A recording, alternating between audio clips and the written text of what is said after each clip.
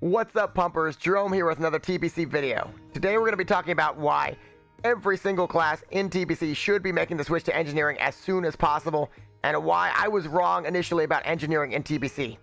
We're going to be going over all sorts of broken, overpowered, busted engineering items, and why you absolutely need to be using them in the upcoming phases in TBC.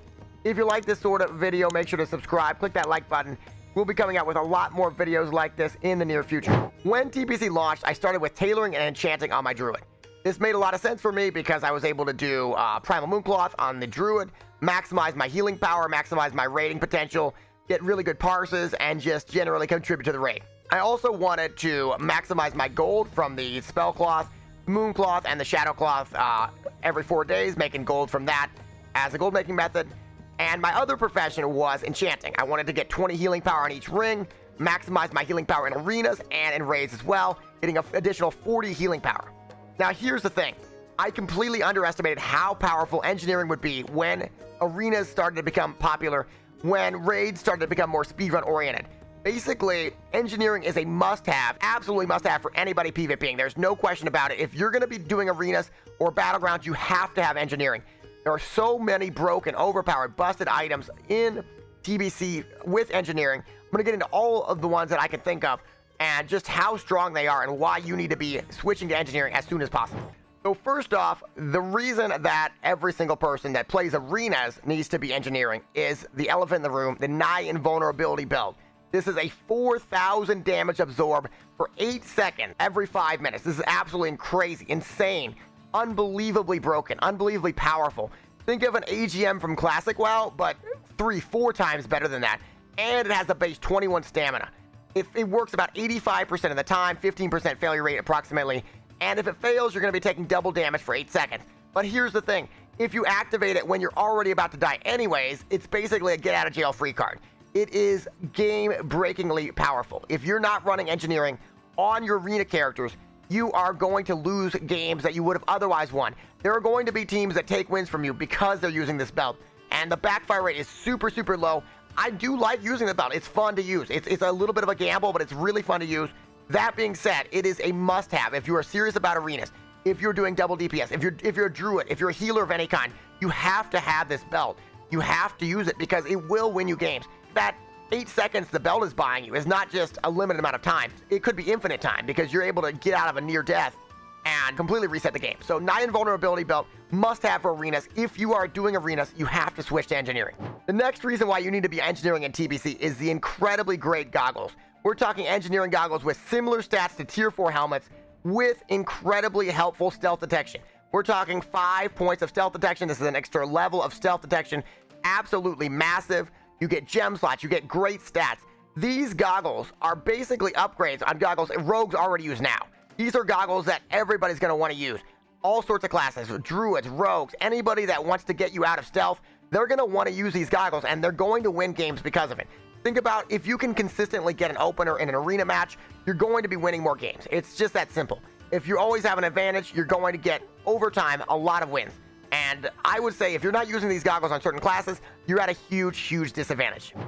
The next reason why everyone will be engineering in TBC is the super Sapper charges. And this applies to pretty much anything. Adamantite grenades, frost nades, any sort of large AoE damage, abilities, stuns, AoE in general. Super Sapper charges are huge for speedruns. And think about this. Basically, no guilds are doing speedruns yet. They're not taking it seriously yet, but when guilds do speedrunning, they're going to want to use the best possible AoE abilities they can. Super Sapper charges are going to take the cake there. If you're doing speedruns, you need engineering because you need to be able to clear trash packs very, very quickly, get rid of ads quickly. This is going to save time in speedruns, and that means every single serious PvEer is going to be engineering soon. Another reason why everybody's going to want engineering in TBC in the upcoming patches is the Gnomish battle chicken. If you watch pro level streams, you'll probably already see all sorts of Fury Warriors, Armed Warriors looking for that squawk buff all the time. It's all they talk about. Why is that 5% melee haste buff? That's huge. That's must have. And a lot of people are starting to think maybe Warriors will be the king towards the end of TBC. And if that's the case, everybody's going to need that squawk buff. If you have your Warriors not squawked up, they're not going to be pumping. And that's no good. That's no good at all. So if you have a lot of Warriors in your guild, you're going to want to help them out with that squawk buff Gnomish Battle Chicken, a must-have for serious kills. Next up, we have the Rocket Boots Extreme. There's a cloth version, there's a leather version. They're both insanely busted. These are so strong that they actually got nerfed in the actual TBC. This is such an incredibly overpowered item. The Extreme Rocket Boots are so busted, so broken, and so much fun in Battlegrounds. If you're doing Battlegrounds, and you will need to do Battlegrounds to get that honor gear, to get that honor, you will want these boots. You can run flags, you can catch up to the flag, you can do crazy plays, you can go from the top of Arathi Basin lumber mill all the way down to mines in 3 seconds. Just a must-have. If you do a lot of Battlegrounds, you have to have these rocket boots. I use them every 5 minutes, and I love every second of it. Next up, we have jumper cables. So the jumper cables XL are already in Classic, but they're just as good in TBC. Hunters already love them. Warriors love them. I think Druids should have a duty to carry around these jumper cables. Our reses aren't very good. We should be able to fix that up a little bit. It's our civic duty to have a better res option. And as a druid, think about this. How many times have you let somebody die in a dungeon and you can't res them because you don't have battle res? Well, think about this. If every single druid had engineering, this problem would be solved. Goblin jumper cables are huge. They're incredibly strong. They're incredibly powerful. And I think a must-have for as many people in your raid as possible, as many people in your heroic dungeon as possible. They can save lives, they can save runs, and they're simple to use. Next up, we have the Field Repair Bot. This is another reason why everybody should be engineering in TBC. If you don't have a repair bot in your raid, in your dungeon, in your group, you're going to have problems. And obviously, your warrior, your tank, probably going to bring the repair bot. But it's nice to have extras. It's always, wonderful, especially in the future of pugging, of GTKPs. Everybody's going to be a mess all the time. It's going to be a hot mess. Wouldn't it be great to be able to whip these out and just be able to let everyone restock their consumables? These fancy repair bots, the more expensive ones, the better ones, are really actually even better for stocking up your raid with consumables, getting all sorts of regens and everything. So not just for repairing, they're great for restocking your raid quickly. And everybody should be looking into getting some repair bots. Next up, we have the Dimensional Rippers. There are 2 in TBC, and there's still the one that you can get to Winter Spring with. So you can get to Area 52, and you can get to Blade's Edge. These are huge, huge teleports because they're some of the hardest places to get in TBC. If you want to do Gruels, if you want to do TK, these are going to be some of your best options for traveling north in TBC.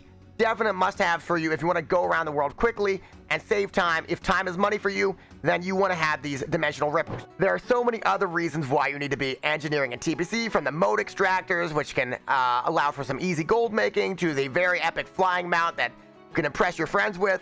But the important thing to note is that if you are serious about any of the main game modes in WoW, in TBC, you're going to need engineering. So that means if you're serious about Arena, you need the Night Vulnerability Belt, and depending on your class, depending on your spec, you're probably going to need those goggles as well. If you're serious about Battlegrounds, you're going to need the Rocket Boots Extreme, absolutely must-have for flag running, for Arathi Basin, for Eye of the Storm as well. And if you're serious about PvE, it's most likely in the future these speedrunning guilds are going to add in engineering, just like they did in Classic. It's a tried and true way to clear trash faster, is to add some AoE items in. It's most likely going to happen. If you see it happening soon, you'll know why. And this is the time to switch. This is the time to add in engineering, figure out which of your professions is giving you the least in the upcoming patches, and make that switch now. You will not regret it. Definitely wholeheartedly recommend switching to engineering and trying out some of these incredibly powerful items. If you liked the video, make sure to hit that notification bell. You'll be alerted when the next video is posted. Click that like button if you liked the video. If you have any qualms about this video, maybe you're thinking, hey, I don't need engineering in TBC. Let me know in the comment section below what you're doing with your professions and why you're not doing engineering. I would love to hear from you. Thank you so much for watching, and remember to have a great day. I'll see you soon.